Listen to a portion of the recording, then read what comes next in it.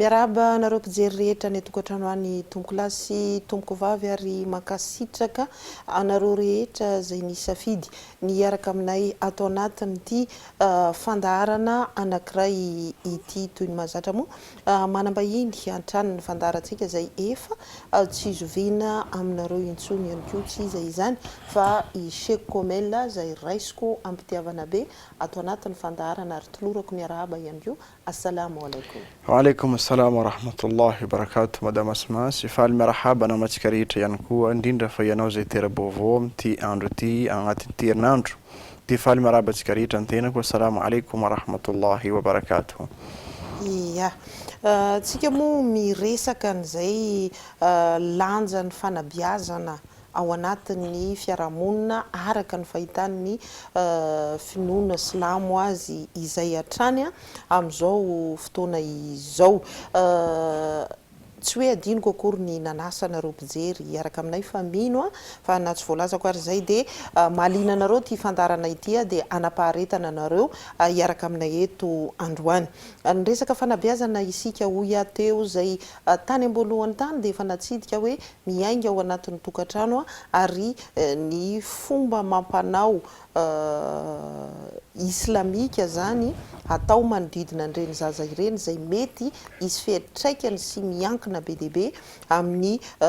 fiainany ny fanabeazana azy no resahana teto. Tamin'ny ankapobeny Sheikh Komel no resahantsika zany hoe na ny zazalahy na ny zazavavy fa amin'ity androany ity dia somary hovaintsika kely hoe iresaka manodidina ny zaza ihany tsika zazakely fa ny zazalahy kely. Manoloana ny famorana no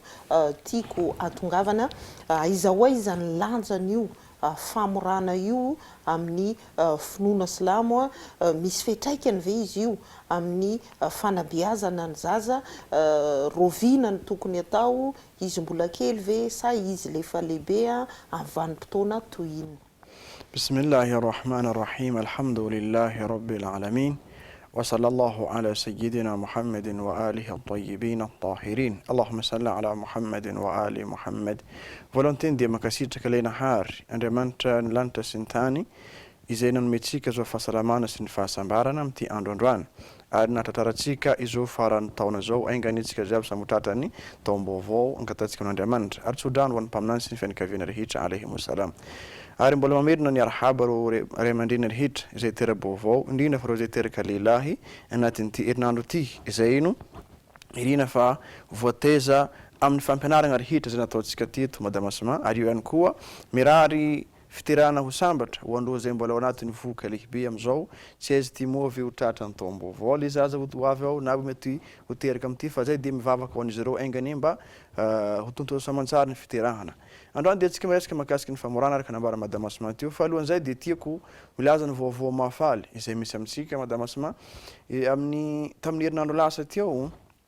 ary mbola misy koa ny antso fa hoe ho tonga mihitsy ary sasany efa tonga dia nakaремako niendrika hoe niendriky tahaka ny fanaovana gazety mihitsy ny tonga teo nanontany ny mahakasika ny fitezana araka ny fahitandreo tamin'ny fanazavantsika sy ny le darsy efa nataontsika teto tamin'ny ity tele ity ka isaorana izy ireo matoa izy ireo tonga sasany mbola miantso hatramin'izao mandefa SMS ny sasany dia tonga ngamba hoe ny afatra zay no mahakasika izay fampianarana any an-tokantrano tsirairay ihany indrindra fa ho andreo zay manana zay zanaka zay dia ngamba hoe no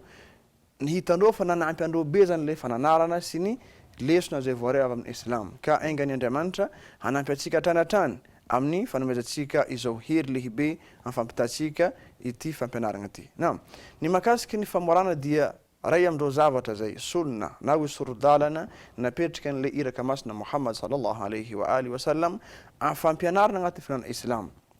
Izany hoe raha tsika mijery dia misy fomba maromaro napetraka ny mpaminantsika hoe izay tokony arahina ary ny resantsika jiaby teto dia sunna jiaby reny sunnati rasulillah sallallahu alaihi wa alihi izay no fomba amampanao ny mpaminantsika ny resiny avy tamin'iza Andriamanitra le avo indrindra ka donc hoe fampianarana ataontsika dia avy amin'Andriamanitra satria iraka Andriamanitra mampita amintsika hoe izao ny tokony atao amin'ity andro ity izao ny tokony atao amin'ny andro naterahany ary izao koa ny tokony ataony amin'ny andro fahafitony ohatra. Atsika zao dia miresaka mahakasiky ny famorana.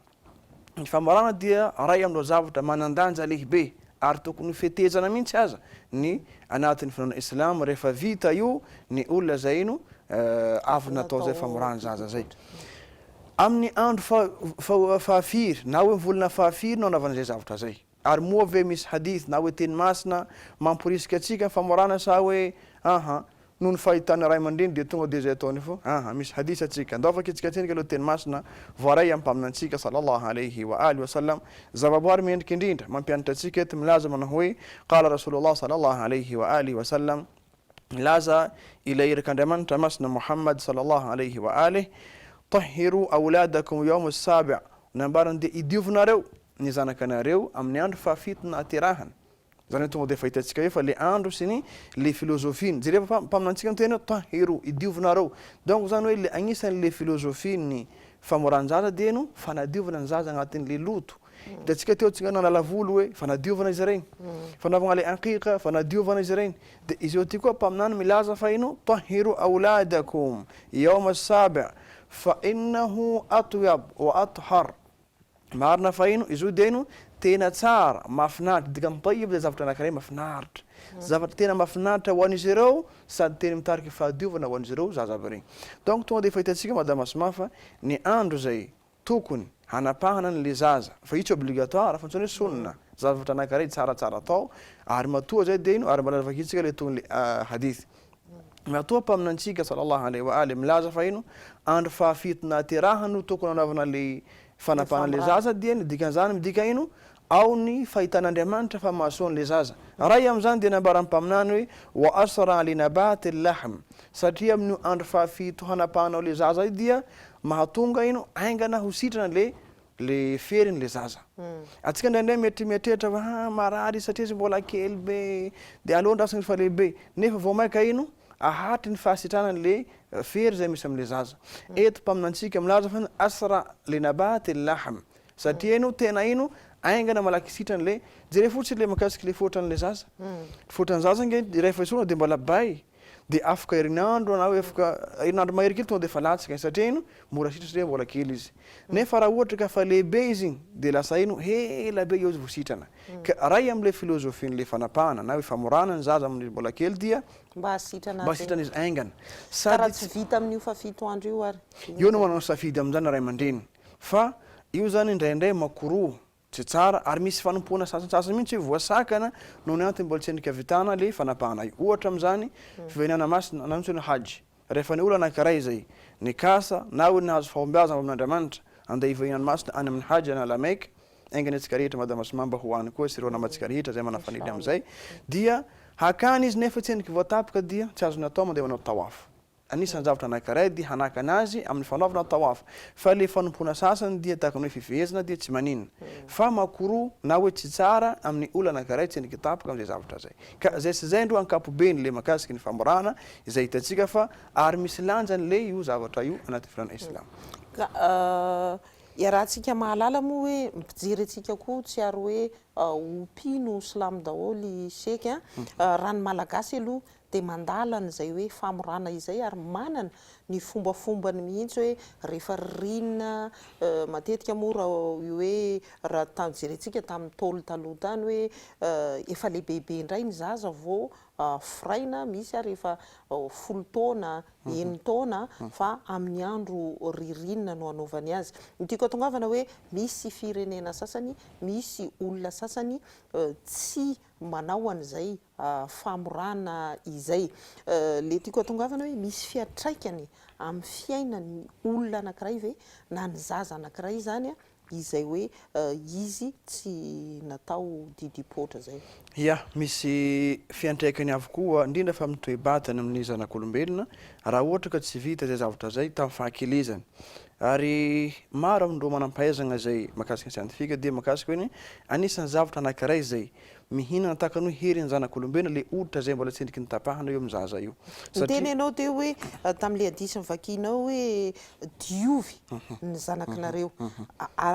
anisan'ny anankiray hoe fanadiovana azy zany hoe tsy madio ny lehilahy anankiray na olona anankiray tsy vita fory. Ya raha ohatra ka hitantsika misaotra betsaka anao madame Asma satria zay ireo le fahazahoantsika le lesona zay. Raha ohatra hitantsika tsara le teny teo de tahiro auladakum hoe diovina zanakanareo dikan'izany hoe raha mbola tsy vitantsika ny fanadiovantsika zanakatsika na izy fa lehibe de lasa ino mbola mipetraka foana tsy fahadiovana am'izay satria regny zavatra reny pitsopitsoko zavatra kely marina izy mustahab zavatra tsara atao fa hoe ino mampisy fiantraikany ratsy am'le olona raha ohatra ka tsy ataon'le zavatra regny ohatra fotsiny tsika teo nilaza tamin'ndraiky andro hoe le fanalagna le volony zaza io zavatra simple nefa rehefa atsika namaky le hadisy teny masina de milaza fa ino io dia miaro ino miaro azy am'le loza rehetra io de mitariky fahasoavana de hitanao fa ha tahaka an'izay kely izy ty very koa zavatra tsotra de tahaka an'izay koa rehefa morana de tsika mety ilaza fa mbola tsy zao aloha de fa raha tseniky nefa paminay fa nametraka le terme hoe tahiro idiovana zanakanareo donc hoe raha ohatra ka mbola tsy vitatsika ry madame Asma le fanadiovana ny zanakatsika amin'ny fahakelezany mandra-pahatonga ny lehibe dia na de izy fa lehibe aza madame Asma mety ho megnatra ne izy